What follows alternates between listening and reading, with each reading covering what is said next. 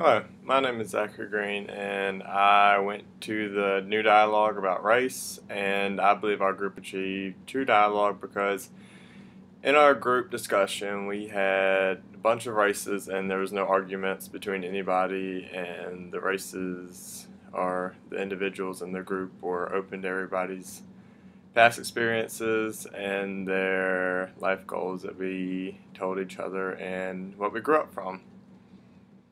There were active voices in the dialogue. There was this one African American kid who had a bad life and a bad high school that he went to, and he expressed how white people affected him and why he was uncomfortable around white people and how he felt like Clemson could do a better job with the ethnicity diversity. He claimed that black people or other ethnic people besides white people should not be given scholarships just based on their ethnicity because that pretty much promotes racist behaviors, which he elaborated on for a long time.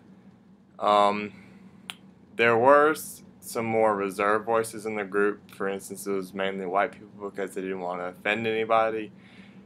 I was not one because of where I went to high school at, but some of the girls kind of didn't want conflict, but there wasn't any conflict throughout the dialogue because the dialogue instructors kept it clean and diverted questions that were kind of racial, so it was nice. But there was good discussion between all races. There was no grudges held afterwards and no invalid discussions. I was not reserved because I went to high school. It was about 80% black and 20% white.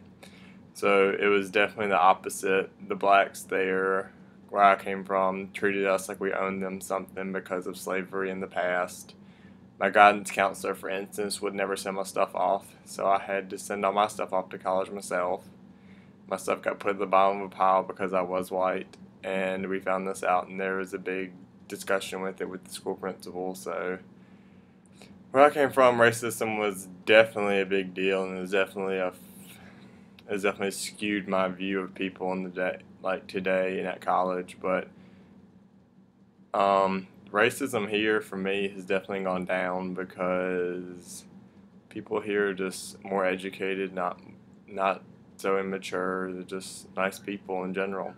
Where I came from, it was they didn't know their dad or they didn't know their mother or their grandparents, so their family life wasn't good. So when they came to school, they just, I don't know, fed off each other is how I would call it, to where a bunch of the white people had good family homes that were brought up the right way, as I would call it. Um, Dialogue is an important role in Library 100 because it helps bring out the differences people have, especially the race one. That's just the one I want to do, just to see what other people's perspective were coming into college, just so I knew to keep my tongue or whatever I could do. So it was just a good way to base my beliefs off of other people's, so I didn't say the wrong thing around different people. Um, it definitely helped me.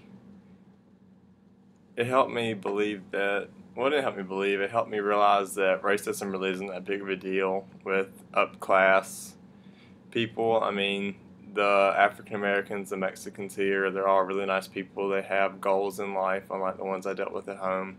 Which I'm not saying the ones at home are bad people. They're just not goal oriented, so therefore they fall into bad categories. I'm not saying white people didn't do this. There was a bunch of trailer trash we had there, and some white people that didn't know their family, lived with their grandparents that had an awful life, and didn't act the right way as society would tell you to act. So I did see it useful in that aspect to show me that those people, well, not those people, but the people that were really immature couldn't really help it because we talked about it and why they acted that way. And that's the big reason racism was a deal with me, because people that act so immature I couldn't deal with. And I grew up with a mature family, mature parents, and I've been raised the right way, I believe. And even though I was not raised by a family of racists, in my school, with my experience with the other race, it's hard to not be a little racist just because of how they act towards you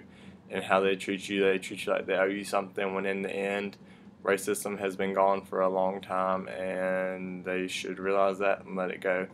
But this discussion really helped me realize that racism is gone, and it made me feel sorry for some people that had to deal with it. And I realized that I, in the past, probably shouldn't have done some of the things I did dealing with that thing, or said some of the things that I shouldn't.